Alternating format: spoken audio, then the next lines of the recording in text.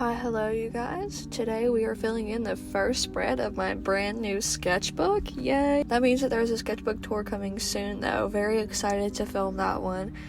I just got a sketchbook at the local art store near me. I live in Austin, Texas, so this is the closest I've ever lived to an art supply store that isn't Hobby Lobby, and it's magical.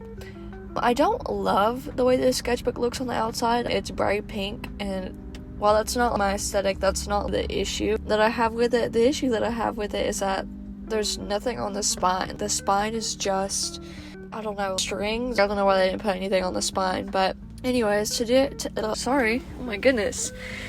we're doing some fan art for Pokemon Pokopia.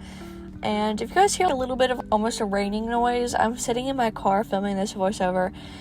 But I've been playing a lot of Pokemon Pokopia, and it has been so fun for me. So I am drawing essentially what is my Ditto character for Pokemon Pokopia.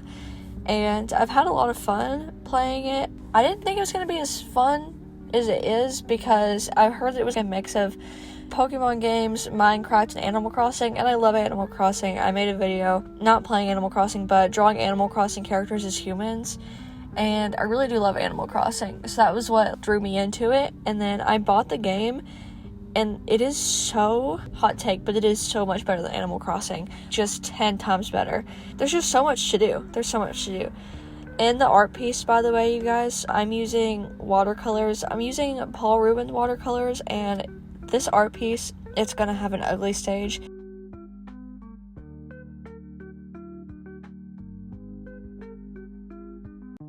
Me and watercolors aren't best friends, but I really want to get better at watercolors, and I'll clean it up later with some line work and some acrylic marker. Acrylic marker is definitely one of my favorite mediums. It's just so easy to fix anything with acrylic marker, and they're so vibrant and pretty. There's just so much that you can do with acrylic markers, and I really love using them to help fix up a piece. But for now, we're just using watercolors. You just gotta work with me past the ugly stage. Also, my hair keeps getting in the clip, so just ignore that best you can. I tried to edit most of those parts out, but if I edited everything out, you guys wouldn't have a YouTube video. So let me talk a little bit more about Pokemon Pokopia. So you start the game and you get introduced to like Professor Tangrowth, and you create your character and all that. And at first you're like, wow, this map is really big, and there's genuinely so much to do. You get your starter Pokemon, you learn how to use your Pokemon. It's wow, this is amazing. And then you finally start decorating, and you fix up your little Pokemon Center, and then you find the next Pokemon Center, and then you go through that gate, and you're like, oh my god, this Pokemon world, Pokemon Pokopia, is huge. And not only are there 4 gates plus your main world, you can also go to, I want to call them Dream Islands from Animal Crossing, but you can go to them and take resources from there. So it's not even, oh, but I need more blocks, now I'm going to go destroy something on my island just to go get blocks. You don't have to do that.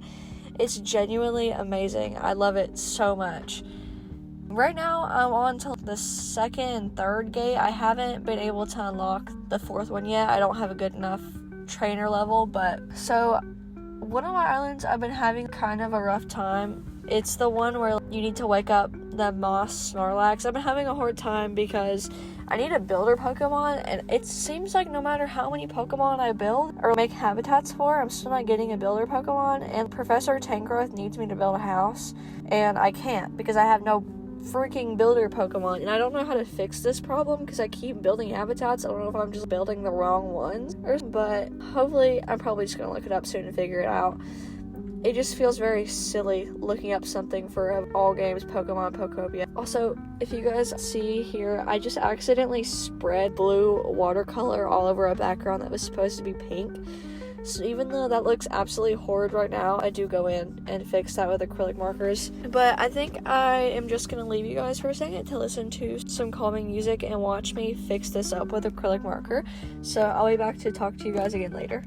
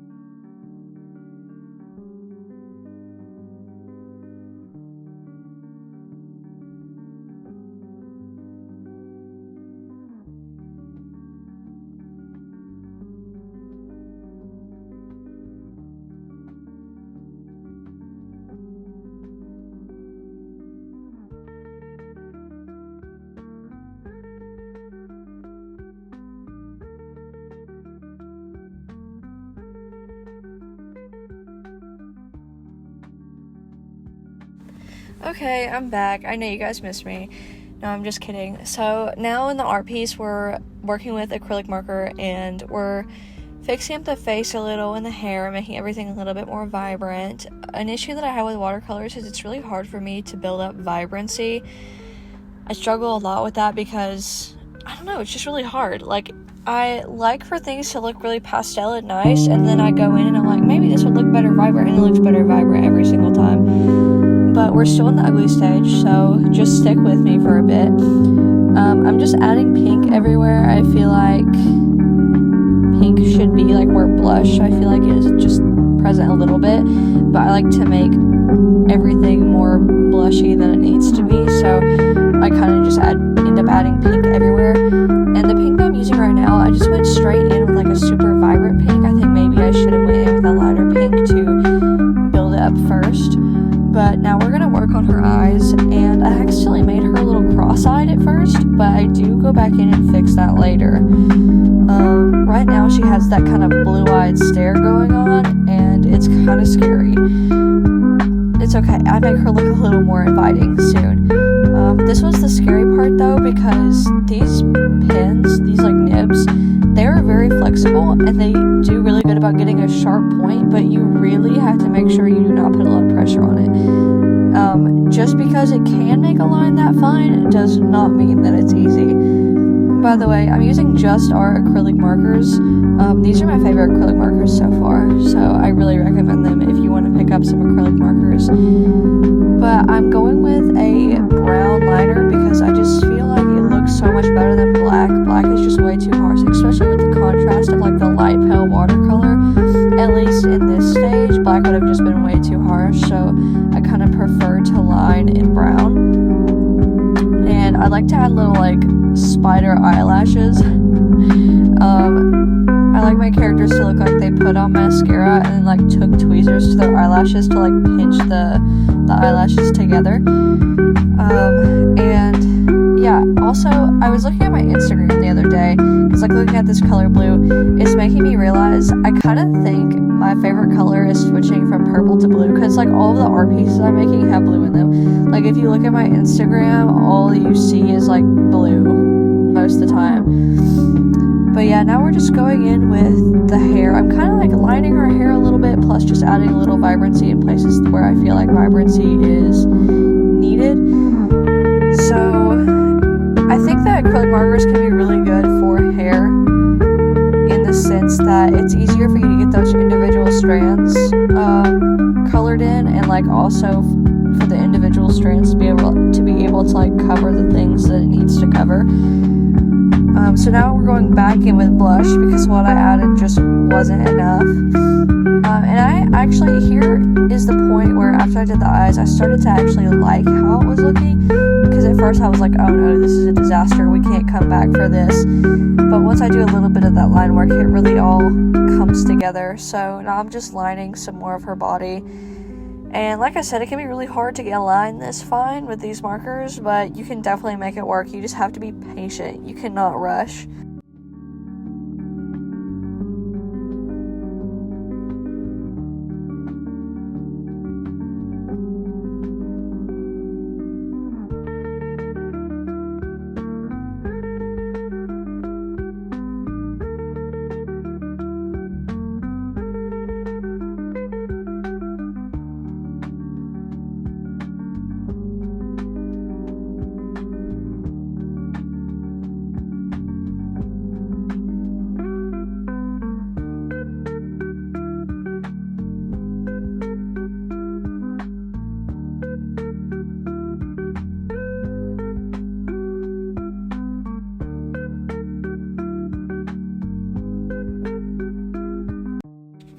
So now I'm just working on filling in the speech bubble portion of this art piece, and the speech bubble is like directly related to the speech bubble on Pokemon Pokopia. And one thing that I really liked about it is how blue it was, like just how like it just contrasted so much with the rest of the game, and it kind of gave me like an older game feeling kind of thing. I feel like I was accurately able to get the speech bubble that blue. One of the gripes that I've been having with the games recently is I cannot figure out how to get a builder Pokemon on Bleak Beach, which can be kind of annoying because in order to like build a home, you have to have like a builder type Pokemon, and I cannot get one. And in my Pokedex, it says that ignore my cat. She wants to play on the scratcher right now of all times. But in order for you to build a house, you need a builder Pokemon, and I can't get one. And the Habidex is telling me, oh, place the tall grass beside a boulder, or the other one was like place 2 cardboard boxes on like not a bench, but it's like a rolling cart. And so I did all that, and I've been waiting, and I still don't have a builder Pokemon. And most of the time in this game, if you like need a Pokemon for the game, like the game is like, hey, you need this Pokemon to progress, they will actually, like, the Pokemon will spawn within just a couple minutes, and I'm not having that luck. So I'm just getting really irritated with that area, and it's causing me to kind of like put the game down. But I really want to get back into it, because in between making this voiceover, it's been like 2 or 3 days. I definitely go through phases of games. I'm like really hardcore and until I'm finishing them, and then just like putting them down forever and not picking them up for another like 6 months. But I really hope that I figure out how to make a freaking builder Pokemon. In the art piece right now, I'm just adding some various like pinks and blues and brightening everything up, making everything a little bit more vibrant. Because when I did the watercolors, it was definitely falling flat. It was a little bit pastel. Now, when I did this piece at first, I didn't really envision it being like super vibrant, but I definitely didn't envision it looking muddy and pastel. So the rest of this is just going to be going in and fixing up the colors and the vibrancy and the line work a little bit. So I hope you guys enjoy, and I didn't say it before, but I hope you guys are drawing with me.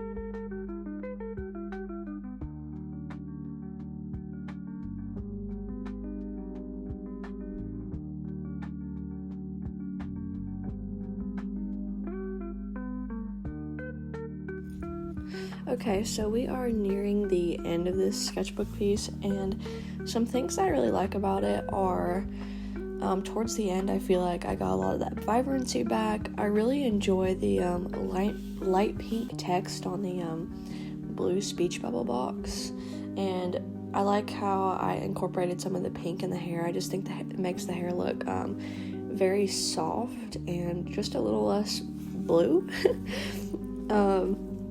And I like the sparkles I ended up adding in the end. I feel like sparkles just always like bring everything to life, and it's one of my favorite ways to just like spice up a piece. But yeah, I mean, overall I'm pretty happy with it. I typically don't fill out the first page of my sketchbook. I feel like it can be kind of scary. And this time I didn't give myself a choice. I was like, I'm sitting down, I'm doing this right now. But I hope you guys enjoyed this, and I hope you guys are on the next one, or see the next one. If you're not subscribed, you should consider it. It'd be really fun to have you around, and yeah, thank you guys for sticking around. I'll see you guys in the next one.